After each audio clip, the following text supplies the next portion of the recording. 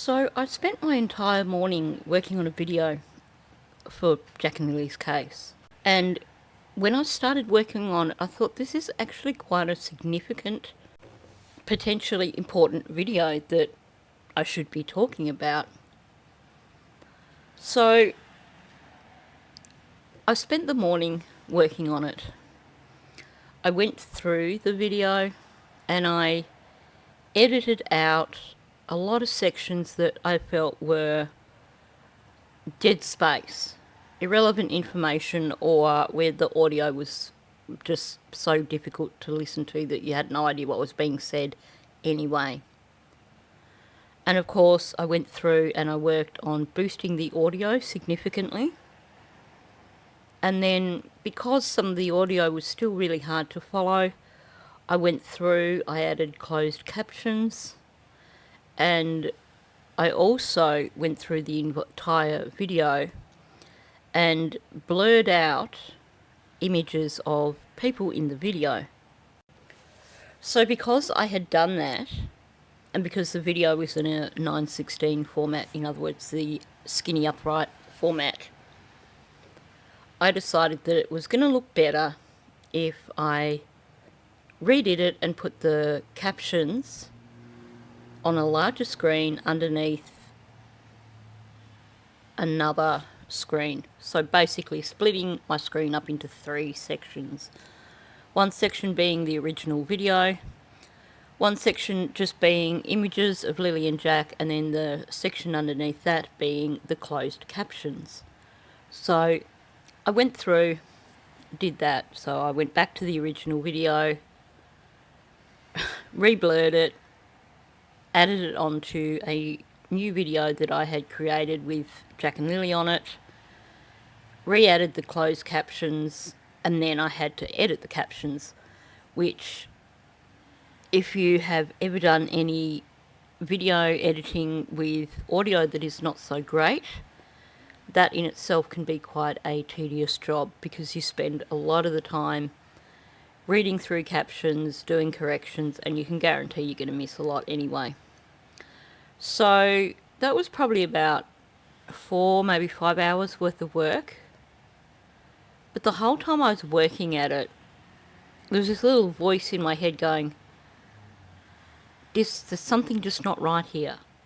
Do you really want to put this up and basically risk your own credibility by putting this up?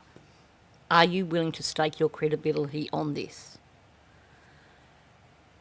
And my decision was, no, I'm not. So I'm going to back up and explain exactly what this video is and explain why all the alarms were going off. Now, first of all, as you know, I have been cautioning people since the beginning of this case to be very careful about what they believe in terms of what is being put out there in social media.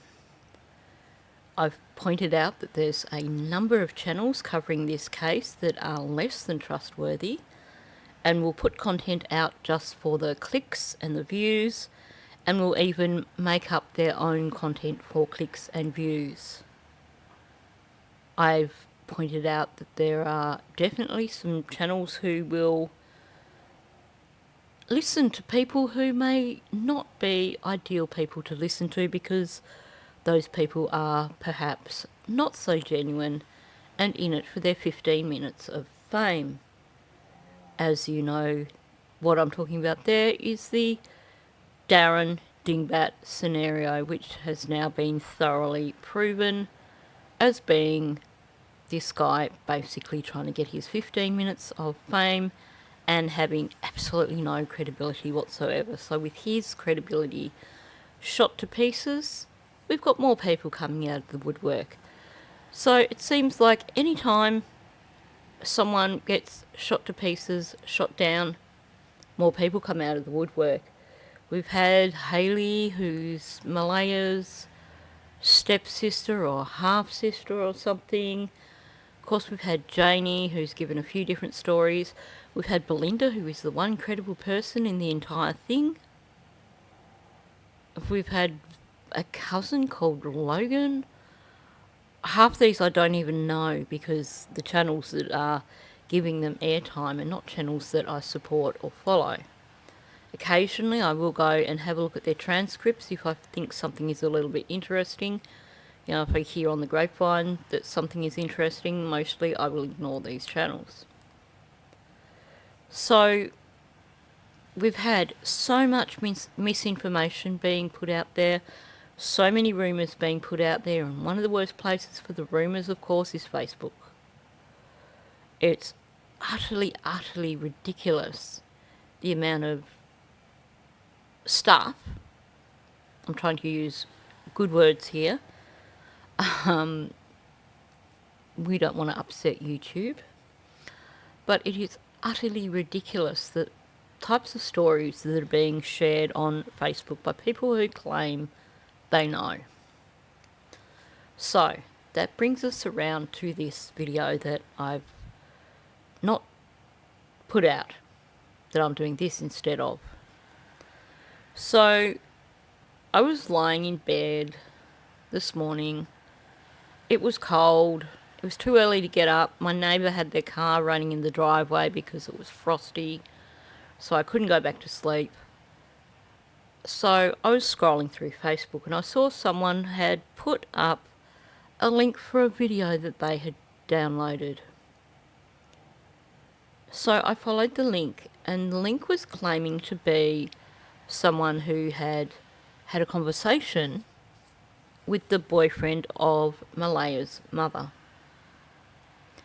The premise of the video was that someone had sent them a link for an advertisement where Cindy Murray was selling a horse float, and this person said that they basically went there on the premise of wanting to buy the horse float, and then when Cindy went inside after showing them the float, and Cindy's boyfriend was going to go and remove a hornet's nest from the horse float, so this person was going to go and help them, and while they were helping them, they started a conversation, and they deliberately steered the conversation towards Jack and Lily, pretending that they didn't know that these people were connected with them. And then you have this half-an-hour audio of a discussion about Jack and Lily. So it sounds like a major score. It sounds like the first time someone's got any information from Malehya's side of the family. It sounds like it could be important. Of course, the cynic in me, when I first saw it, had to find those little bits in between screens where this person hadn't successfully blurred out the face of the woman in the video, so that I could compare that with an image of Cindy Murray off Facebook. And I did a comparison, and they really did look like the same woman. So I thought, well, this person has actually gone to Cindy Murray's house, and they've recorded this audio discussing the case. And I think at first, it's that confirmation bias. The, wow, this is a major scoop. You want to believe these things, because obviously we're desperate for information. And I think the other thing that for me was confirmation bias was that this person who is supposed to be Cindy's boyfriend was making claims about Daniel being violent with Malehya and being violent with the kids and not liking the kids, which fitted in with a theory that I've held from pretty early on in the case. I couldn't say it's exactly the same, but it certainly was very similar to a theory that I had. So now, this person with their video, I noticed that at the time that I looked, their channel only had about 100 subscribers. And the video in particular had less than 100 views. They have, I think, 4 videos on their channel, one of which being drone footage of the area where the children went missing. Now, the claim at the start of this person's video is that they were one of the searchers early on in the case. They were searching from about day 3. And with that claim, they show a bit of video footage showing basically someone traipsing, or someone's feet traipsing through the woods.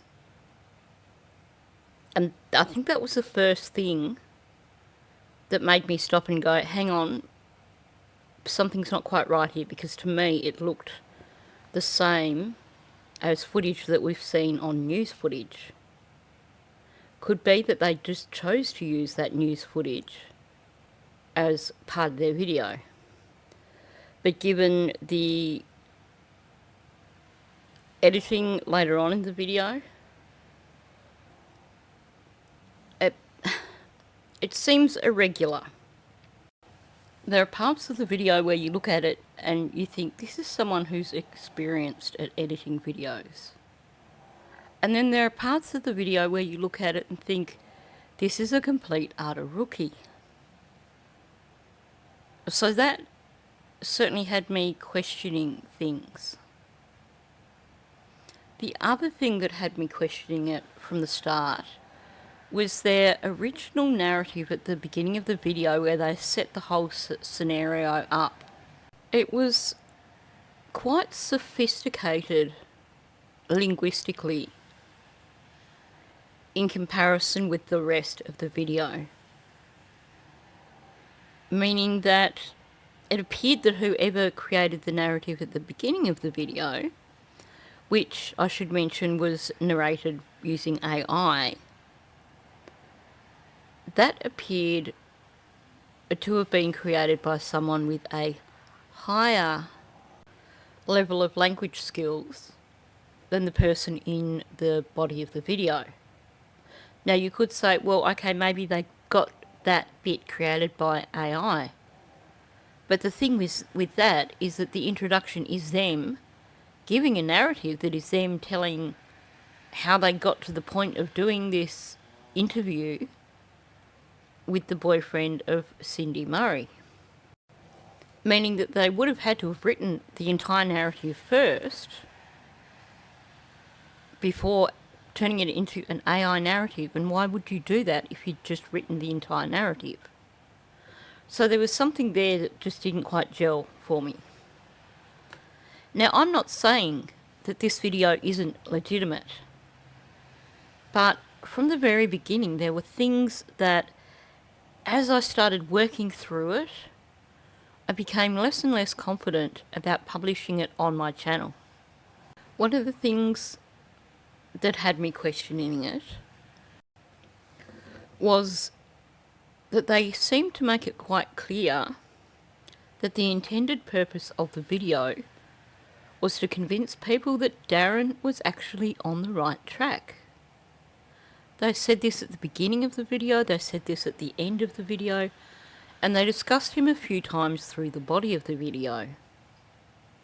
And this is just after he has been shot down in a major way. You know, his credibility has been utterly destroyed. So we have this person who's now putting out a video, and based on what they are saying, it sounds like the purpose, or the key purpose of this video, is to support Darren's narrative and to show people that actually Darren's not too far off the truth. So that got me a bit cautious too. And then working through editing the closed captions made me become less and less confident over the veracity of this video. Now, I need to point out that the first thing that's significant with this video is that, like I said, you can match that is Cindy Murray in the video. And she is in the video for much of the video, as is this man who is apparently her boyfriend. So clearly, this individual did go to Cindy Murray's house. They did go and look at a horse float. They got shown inside the stables, we can see that. And they had a conversation with Cindy Murray and her boyfriend. But here's the thing. The audio that is connected with the video was not recorded at the same time as the video footage. The audio has been dubbed over the top of the video footage. And yet we are expected to believe the veracity of the audio. We are expected to believe that because they went to Cindy Murray's place, see, we can see it on the video, that the audio that they have now put over the top of that video occurred at the time when they were at Cindy Murray's place. But the thing is, the narrative and the audio don't exactly match the video. Like I said, this is what the narrative was. He claimed that he found this ad of Cindy Murray selling a horse float. He went there on the premise of buying it, had a look at the float, paid her a $30 deposit, said he'd go back the next day to buy it, and then she went inside, and then he went with her boyfriend to help him remove a hornet's nest from the float. And that is the point in time when he struck up a conversation regarding Jack and Lily. And you hear him start the conversation of like, oh, you know, there's these two kids that went missing out Glasgow Way or whatever it is, and I was on the search team, and then you get this response of, oh, that's her grandchildren. He's like, oh, well, really? No shit, or whatever. So, you know, it sounds convincing. But like I said, it was not recorded at the same time that the video was recorded. And here's the thing. I realised, after I'd finished editing all the closed captions, that, like I said, the audio and the video didn't occur at the same time. And throughout the audio, you do not once hear a female voice. You do not hear Cindy Murray's voice. And yet she is in the video pretty much the entire time. When she's not on screen, you know she's there because she periodically reappears on screen.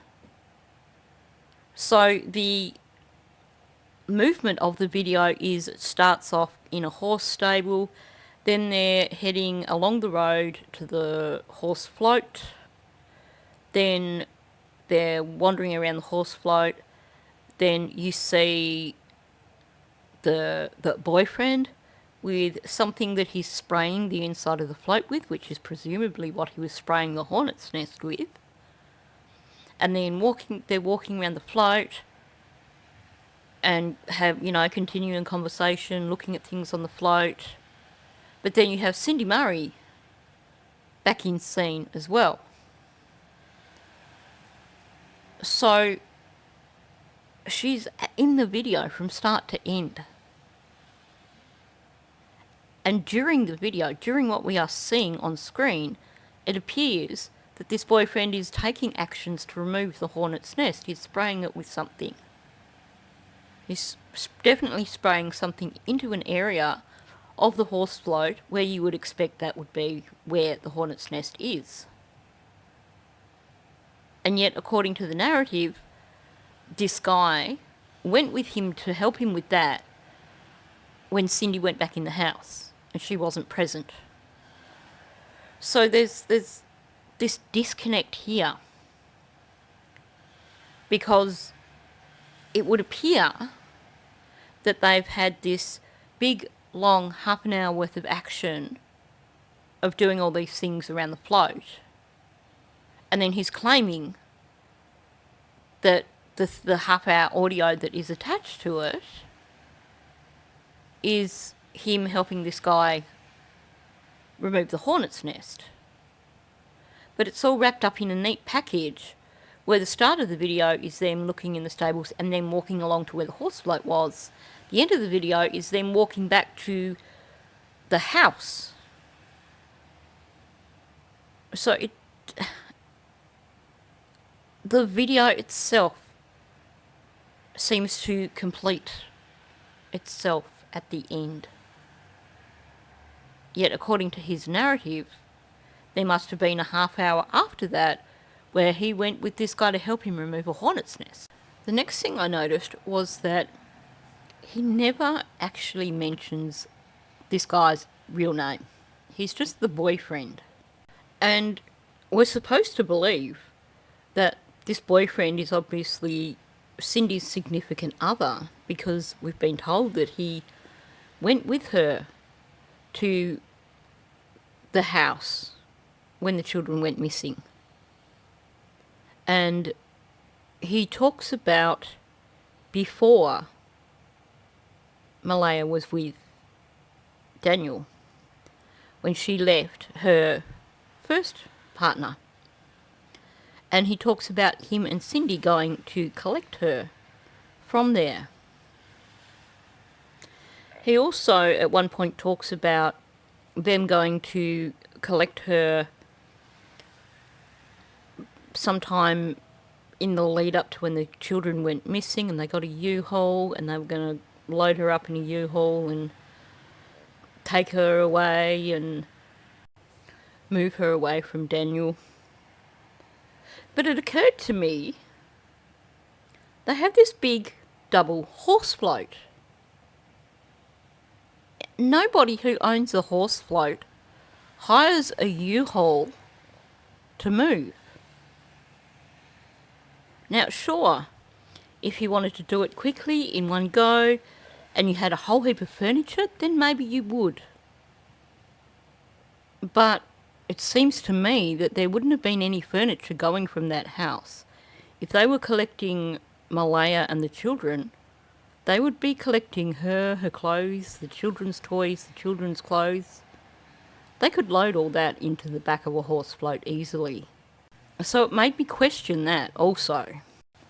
But the thing is, this guy is supposedly Cindy's other half, and he's been with her so long that he went to help Malehya move out of her first boyfriend's place, even though he had no idea who Belinda was.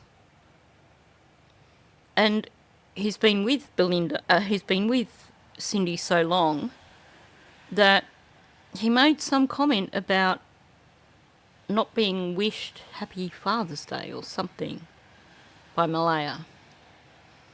And yet at the same time he claims that he'd just seen her the day before. So in this whole conversation, on one hand you're getting the impression that this guy is like a stepfather to Malehya, close family. And yet throughout the entire conversation he's sharing all this personal family information. And he's pretty much bad-mouthing Malehya, which to me seemed really, really odd. Especially the sharing family information, sharing where Malehya is, talking about CPS, and I'll come back to that, talking about everything to do with Malehya, where she's at, anything to do with the case, making it sound like, we know all this stuff, and I'm gonna share all these details, all these hush-hush details.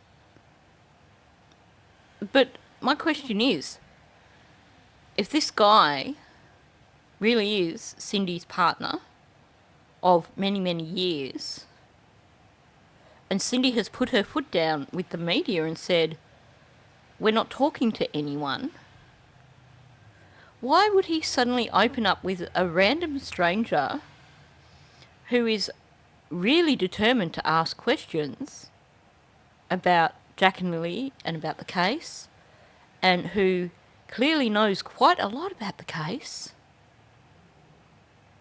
If you were so determined to protect your family and not talk to media, why would you just suddenly be blurting everything out to some random stranger who's incredibly curious about Malehya and the children? It just doesn't ring true to me. And like I said, these were all the things that were occurring to me as I was working on editing this video, and I was becoming less and less confident with sharing this video because it just didn't quite seem right to me. Now, the next thing that made me question it is this. We've listened to Malehya's interview, and of course there's all these videos that she uploaded herself as a teenager when she was 14 and when she was 16. And you can tell that she comes from a fairly decent, well-educated background.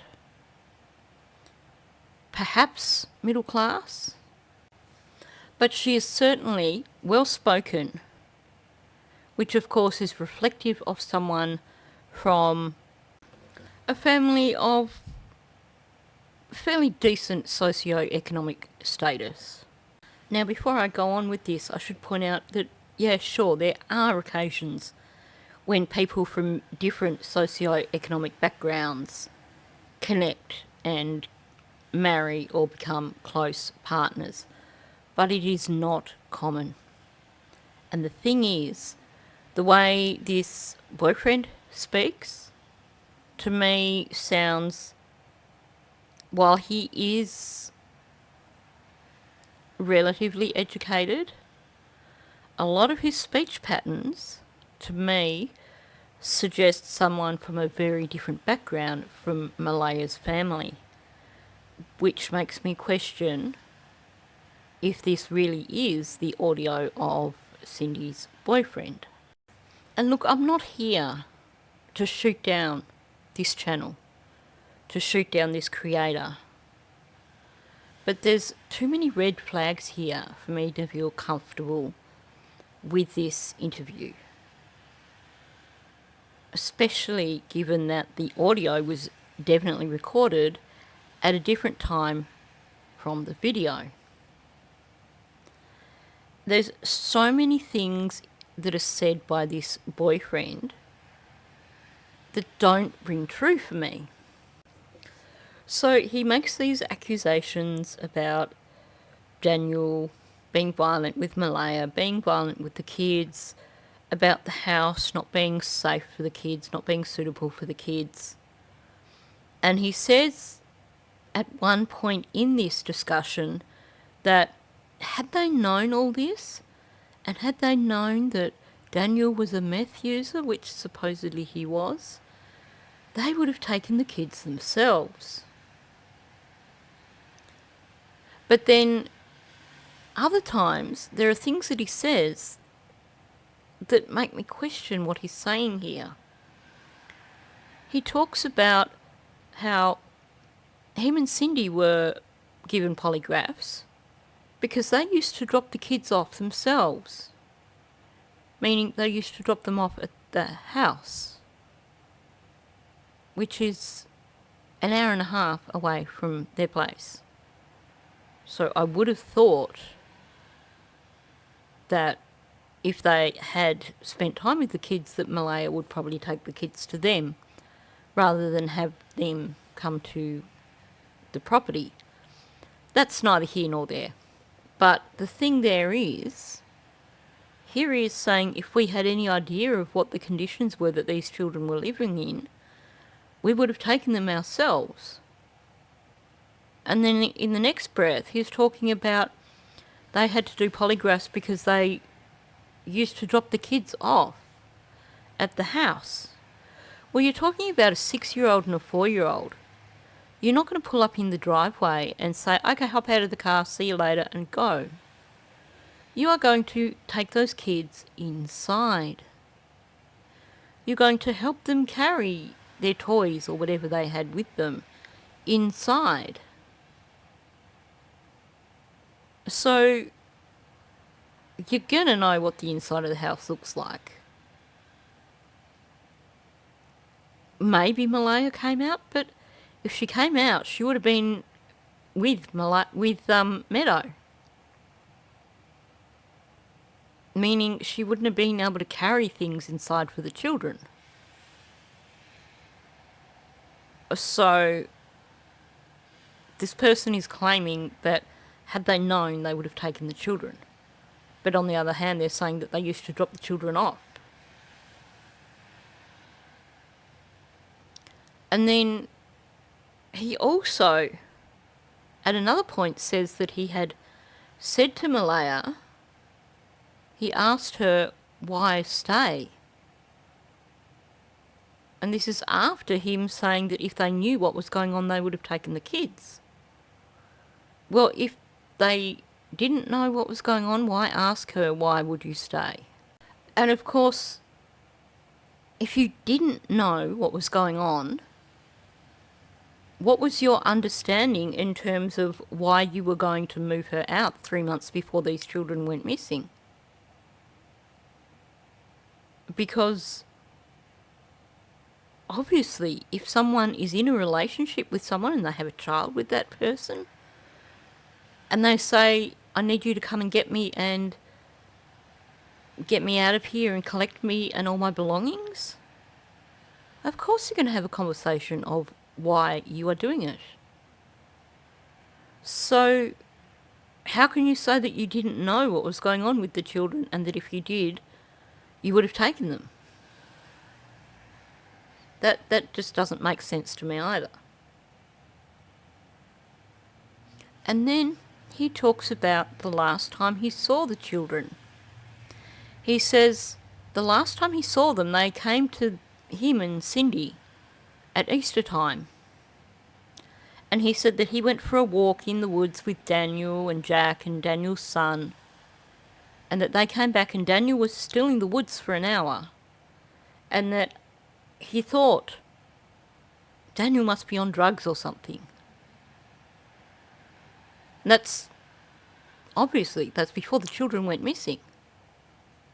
And yet he said before, if I knew about it, if I knew Daniel was doing drugs, if I knew things weren't right at home, we would have taken the children. It's not adding up at all. The other thing that caused red flags for me, like I said, this guy has supposedly been with Cindy for a very long time, since Malehya broke up with Lily and Jack's father, which was 3 years ago. And yet he does not refer to them as Lily and Jack. He refers to Jack as the boy and Lily as the little girl. They're not things that you use when there is familiarity.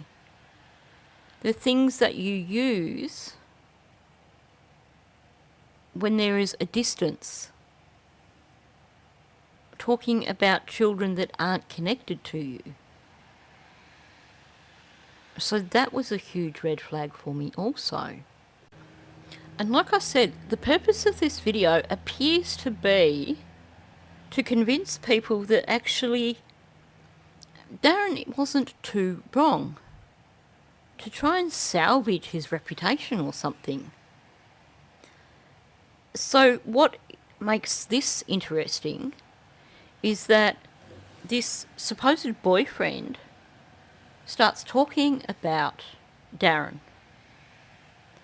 But he seems to be confused about Darren's connections. On one hand, he's talking about Darren's wife being Daniel's cousin.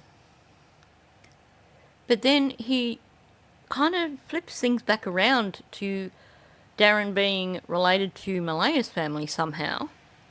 And he even flips it around to the point where he says that Malehya told Darren off the other day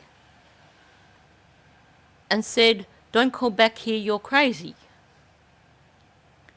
Which makes it sound like he has quite intimate knowledge of who Darren is, and that he's had discussions with Malehya over Darren, even though apparently Malehya is living on the reserve, so they don't see her all that often.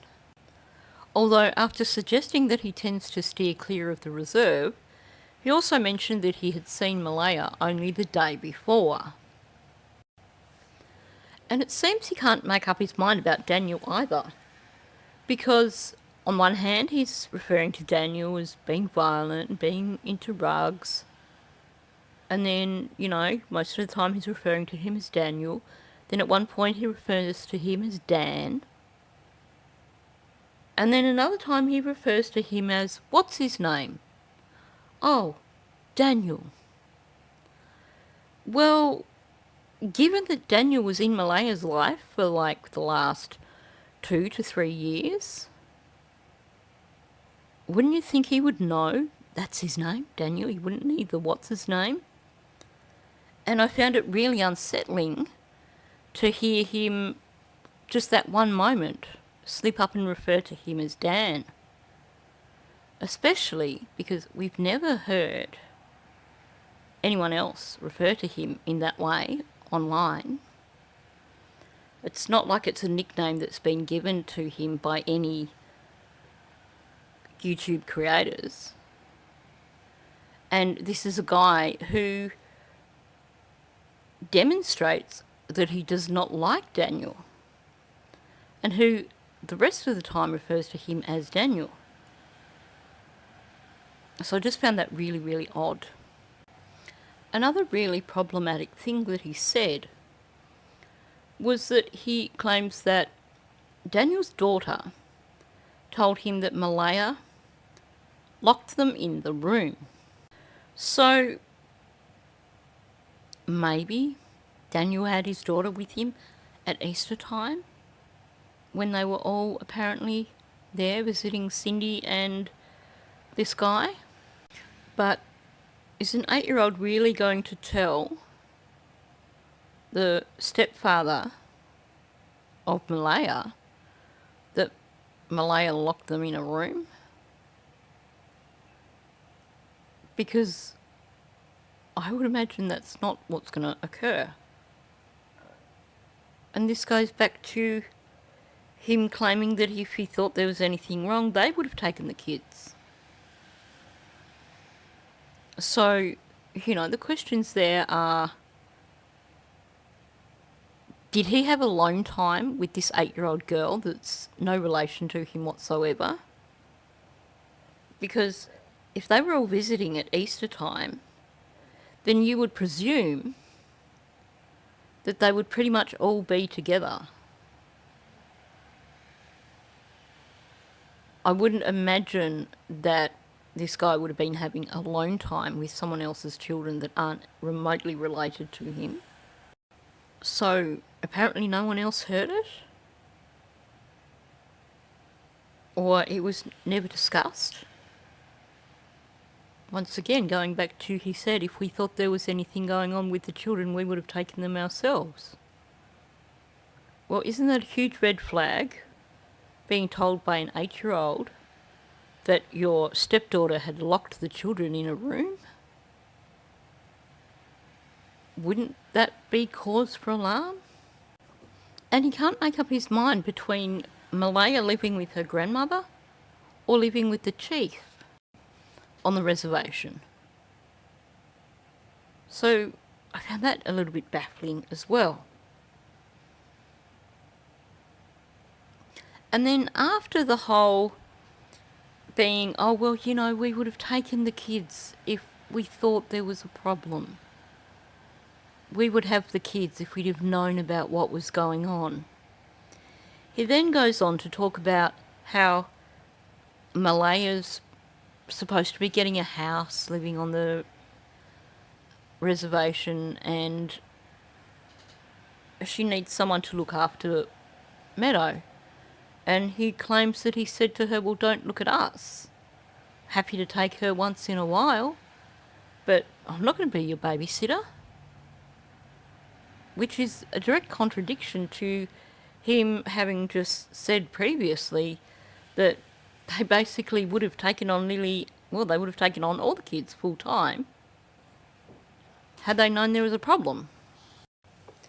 And then still on this topic of had they known there was a problem, had they known there was any issues with the children, etc., he mentions that, well, he's never seen Justin ever before, which is another admission of basically being at the house.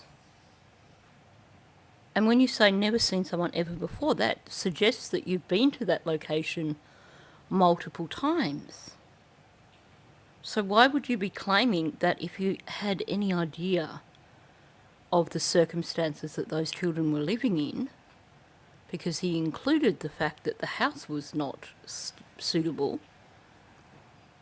so why would he be saying that if he had any idea they would have taken the children, on one hand, and then on the other hand be saying, oh, but I've never seen Justin there before, which implies that he was extremely familiar with the house.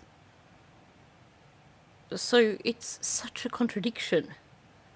And it does make me wonder if the audio that we hear does actually come from Cindy's boyfriend. And not only that, they have these discussions about the area.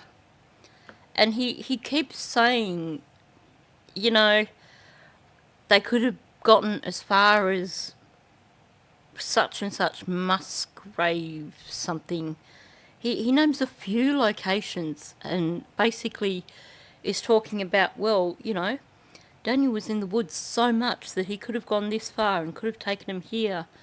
And there's so many tracks in the woods there, and he's giving this impression of having this intimate knowledge of the area around Gairloch Road when he lives like an hour and a half away or quite some distance away. He's not a local anyway. So it just does not make sense. I can't help wondering if perhaps this whole thing is, you know, maybe this guy did go to try and get information out of Cindy and her boyfriend and got shut down and didn't get any information, and then got someone to help him come up with this whole narrative. I don't know what to think. I like to think the best of people, but I just find myself questioning so many things about this video. And part of the conversation that we hear is him claiming that the CPS turned up and took Meadow from Malehya. But then we have this interview that Daniel does where he's asking people to be nice to Malehya because he doesn't want it to affect Meadow. And it's pretty clear the way he's saying it that, and this was after the rumour of Meadow being taken by CPS, mind you, the way Daniel speaks makes it pretty damn clear that Meadow was with Malehya and that Malehya hadn't lost custody of Meadow and that she wasn't in the care of a foster home. And yet this guy is suddenly claiming, yeah, they came and they took Meadow. And Malehya might be getting her back, though. It's like, well, why are you saying one thing when Daniel has confirmed that that did not occur? He even mentioned that he had a visitation coming up, a supervised visitation. Again, with the implication there being, well, Meadow was with Malehya. So, what's the deal? And like I said, this guy has apparently been family for quite some time. He was family for long enough to go and help Malehya move out of Kobe's place when she was living with Kobe. And yet he's telling this stranger that Malehya has all this debt. He's telling this stranger that Malehya stole her grandmother's credit card and booked up $8,000 and that the grandmother didn't care about it. And like I said, the family were protecting Malehya. Cindy had basically told the media to sod off. So surely he would be on the same page as Cindy. And given the amount of speculation that was occurring online, he would be very careful about just chatting to some random stranger and offering up information that hadn't been asked about essentially his stepdaughter. I gather that him and Cindy aren't married, but clearly they are in a committed relationship if they've been together that long. I mean, honestly, if this audio actually is Cindy's partner or boyfriend or whatever they call him, I'd love to be a fly on the wall to see what her opinion of this conversation is. Because he's certainly not showing any loyalty to her or her family if he is speaking out like this.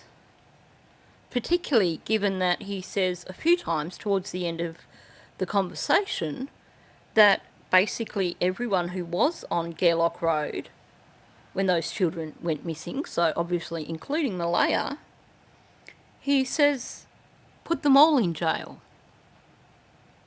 He's talking about his partner's daughter, potentially his stepdaughter, whatever the relationship is there. So I'd love to know what Cindy would think of that. I would very much like to hear from Cindy right now. And he even contradicts what we've been told by Belinda. According to Belinda, she was quite shocked by the condition of the house when she went there when the children went missing, because she said that Malehya was always really house proud. And she couldn't understand why she'd let the house go like that. And yet this guy is claiming, no, she was always a slob. She wasn't raised that way, but when we moved her out of Cody's house, we found 100 bags of dirty diapers. Which, sounds highly unlikely for starters. But it seems to be a direct contradiction to what Belinda was saying, and to what Belinda was saying publicly on mainstream media. So even though I spent my entire morning working on that video, I'm not going to release it as just a standalone video, just with me saying stuff at the beginning and then with the full audio afterwards. Because I'm not going to stake my reputation on an audio that just gives me bad vibes from a channel that has no established reputation. Have no idea who the guy is. Like I said, he's only done 4 videos. One of them was drone footage. The other one was this one. And the other 2 were totally unconnected and about a year old. So I do have questions. And, you know, I'm not trying to say that this guy is lying or that he's not credible. But there's too many things with this interview for me to consider it as solid, 100% credible. Particularly when we know the sort of content creators who are connected with this case, and we've seen the kind of grifters that come out, and especially because the way he addresses this whole discussion is that at the beginning and the end, he basically says, well, you know, that just verifies for me that Darren is on the right track. Well, that's really confusing because the rest of the world have confirmed that Darren is a grifter and have basically shot his story to smithereens. And I can't help thinking of all the other times with other cases when we've seen people crop up who are supposed to be someone close to the case, and they spout all this stuff that we've already heard anyway, and people think, oh, well, because they're saying that, they must be. Look, they're saying all these things that we know are true. But they're barely giving any new information. And usually what you see with people who are coming forward as grifters is that they'll usually just throw in maybe one little tidbit of something that no one's ever heard before. So in this instance, it would be these claims of Malehya having all this debt. But every other bit of information is something that has been speculated upon on social media. Now, this conversation or interview or whatever you want to call it is about half an hour long. I am willing to do an analysis of it if you wish me to, but I'm not going to put it out as a standalone because, like I said, I'm really not going to stake my reputation on something that I cannot feel confident of its actual veracity. So I'm going to leave it at that. If you've seen this interview that I'm talking about, I would be interested in hearing your thoughts. If you are interested in hearing an analysis of this interview or discussion, bearing in mind that I am not endorsing it in any way, then also let me know and I'd be happy to do so. So on that note, if you are new to my channel, please subscribe. Also, please hit the like button because YouTube loves that, and please leave a comment below. So thank you, and I will catch you in the next one. Into